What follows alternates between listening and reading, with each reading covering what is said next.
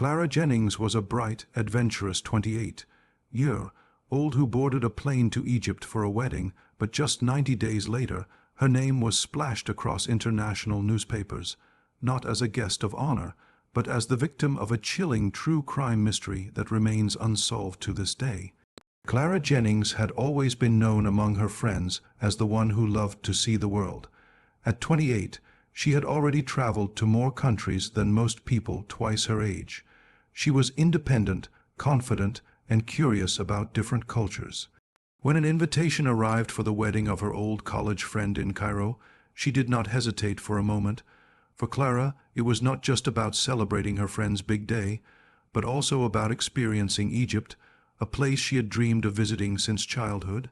Her parents were uneasy when she told them she was going alone, but Clara reassured them that Egypt was filled with tourists and she would be perfectly safe. She booked her flight, reserved a room in a hotel not far from the Nile, and packed her suitcase with both party clothes and travel essentials. The moment her plane touched down in Cairo, Clara's excitement was obvious. She sent a quick message to her sister, saying how warm and vibrant the city felt.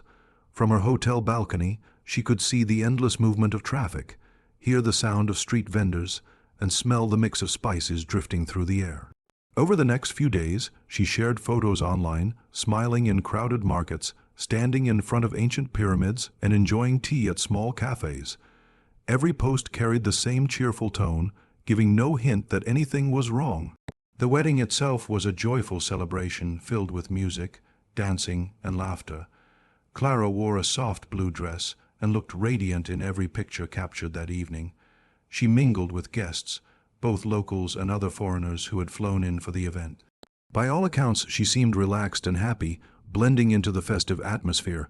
Her last social media update came shortly after the wedding, a photo of herself outside the grand hall, captioned simply, "What a night." After that evening, her activity came to an abrupt stop. There were no more smiling photos, no cheerful updates. Her friends assumed she was taking a break from her phone to enjoy sightseeing, but as days turned into weeks, the silence became unusual. Clara had always been consistent in staying in touch while abroad, especially with her family. Her mother began to worry when Clara missed a scheduled video call. Her return flight came and went without her boarding it. At first, her parents clung to hope that she had extended her trip, but deep down they knew something was wrong. Clara was responsible, and disappearing without a word was unlike her. What had started as a simple solo trip to attend a wedding was now casting a long, dark shadow of uncertainty. When Clara failed to return to London as scheduled, her family's concern shifted to panic. They contacted the British Embassy in Cairo, who in turn notified Egyptian authorities. The process was slow, with officials initially suggesting she might have extended her stay or traveled onward without informing anyone. But her parents knew their daughter's habits. Clara always kept them updated, especially when traveling alone. Her silence was not just unusual, it was alarming. Investigators began retracing her final known steps, starting with the hotel where she had stayed. The staff confirmed she had been a polite guest, often leaving in the mornings and returning late at night after exploring the city. On the day after the wedding, however, her behavior seemed different. Surveillance footage captured her exiting the lobby around noon. She was dressed casually, sunglasses on, a small backpack slung over her shoulders, and a bottle of water in hand. There was no sign of distress in her posture, yet her larger suitcase and passport remained untouched in her room. That was the detail that unsettled authorities the most. If she had intended to travel elsewhere, she would have needed her documents and luggage. Her family provided investigators with access to her email and phone records. What they discovered only deepened the mystery. Clara's phone had stopped transmitting signals shortly after she left the hotel. There were no transactions on her bank cards, no rideshare bookings, and no trace of her on public transportation systems. The single clue that stood out was an email sent to her sister 3 days before her disappearance. It was short, almost cryptic. "I don't think I should be here anymore. Something feels wrong." There were no details, no explanation, only an unease that Clara had clearly felt but never elaborated on. Authorities interviewed hotel staff and wedding guests, but no one recalled Clara acting strangely or mentioning any concerns. To the outside world, she appeared to be enjoying her trip. Yet the combination of her abrupt silence, the abandoned belongings, and the unsettling email created a picture that could not be ignored. Search efforts spread through Cairo, with posters distributed in busy areas and inquiries made at bus and train stations. Still, there were no witnesses, no sightings, no evidence of where she had gone after stepping out of the hotel that day. Clara had simply vanished, leaving behind a trail of unanswered questions and a growing sense of dread among those who loved her. 90 long days passed before the mystery surrounding Clara took a chilling turn. A group of hikers traveling through Egypt's white desert stumbled across something unusual in the shifting sands. At first, they believed it was the remains of an animal partially unearthed by the wind, but a closer look revealed something far more disturbing. Buried shallowly beneath the sand were human remains. Authorities were quickly notified, and forensic teams arrived at the remote site. The body was fragile from exposure, but through dental records it was confirmed to be Clara Jennings. What had started as a missing person case was now a confirmed tragedy. The discovery immediately raised questions. Clara's personal belongings were found close by, her backpack, a scarf, and a small notebook. None of her valuables had been taken. She still had her jewelry, her watch, and even a small amount of cash. This finding cast doubt on robbery as a motive. Investigators then turned their attention to the state of her remains. Forensic analysis revealed traces of a sedative in her system, indicating she had been drugged before her death. The dose suggested deliberate use, not accidental consumption. Whoever had left her in the desert had likely intended for her never to wake up. The white desert itself added another layer of mystery. It was far from Clara's hotel and even further from the tourist sites she had shown interest in visiting. Reaching the location required either private transport or someone familiar with the terrain. Authorities questioned how Clara could have ended up there without help, and more importantly, who would have wanted to take her there. The theory of her wandering alone was dismissed quickly. It was nearly impossible to travel that distance without being noticed. News of the discovery spread fast, first in Cairo, then internationally. Clara's family received the devastating confirmation with a mix of grief and disbelief. For them, the details only deepened their anguish. They could not understand why she had been taken from the lively streets of Cairo to one of the most desolate areas of Egypt. Her body held no signs of a struggle, no defensive wounds, no indication of resistance. It was as if she had been silenced quietly, her fate sealed long before she was carried to the desert. The case shifted overnight from a hopeful search to a grim investigation, and the world began demanding answers about who was responsible for Clara's final, lonely journey. As investigators traced Clara's final movements, their focus turned to the people she had spent time with during the wedding celebrations. Guests described her as friendly and approachable, often striking up conversations with strangers. In the days following the wedding, she had been spotted with a small group of foreign travelers who seemed to have formed a temporary circle of companionship. Among them was a French photographer named Julien Moreau. He was in his mid-30s, well-spoken, and known for documenting his travels across North Africa.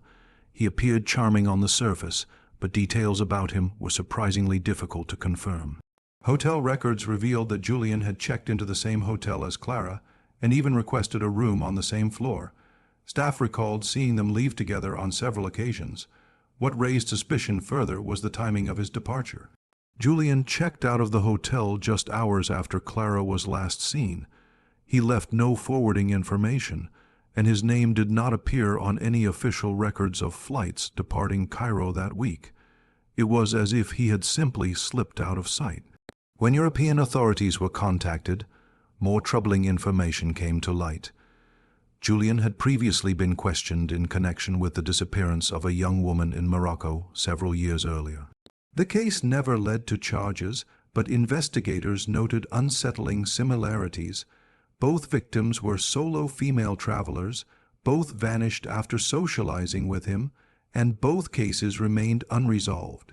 The revelation shifted Clara's investigation into new territory, one that now pointed toward a potential serial predator. A breakthrough came when police traced some of Julian's belongings that had resurfaced months later in Paris.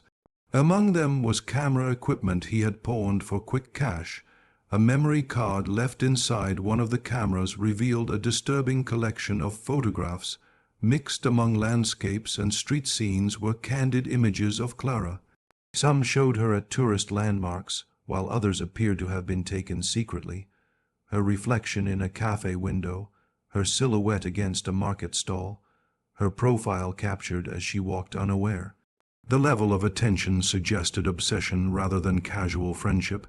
These discoveries painted Julian not as a passing acquaintance, but as someone who had closely followed Clara's movements. Investigators began to suspect that her disappearance had been carefully planned. Yet, despite the mounting evidence, Julian himself remained beyond reach. His trail ended abruptly after leaving Cairo, and every lead to locate him dissolved into dead ends, leaving authorities and Clara's family staring into a void of unanswered questions. Despite the damning discoveries surrounding Julian Moreau, authorities were never able to bring him into custody. Interpol issued notices. His name circulated across borders, and investigators in multiple countries attempted to track his movements. But Julian seemed to vanish with ease, as if he had mastered the art of disappearing. Some believed he traveled under false identities, using his photography work as a cover to blend into tourist hotspots without drawing suspicion. Others thought he may have received help, possibly from connections he had built during years of traveling. Every trail went cold, and with it, the chances of justice for Clara seemed to fade. The lack of closure tormented her family. For them, Clara's story became more than a personal tragedy. It became a symbol of how vulnerable solo travelers can be. Her parents established a foundation in her name to promote safe travel practices, raising awareness about the risks that often go unnoticed. They spoke openly to the media about their daughter's love for adventure, determined that her memory would not be defined only by her death. Their advocacy drew attention worldwide, and Clara's name began to represent both the freedom and the dangers of independent journeys. For the public, Clara's story carried an unsettling weight.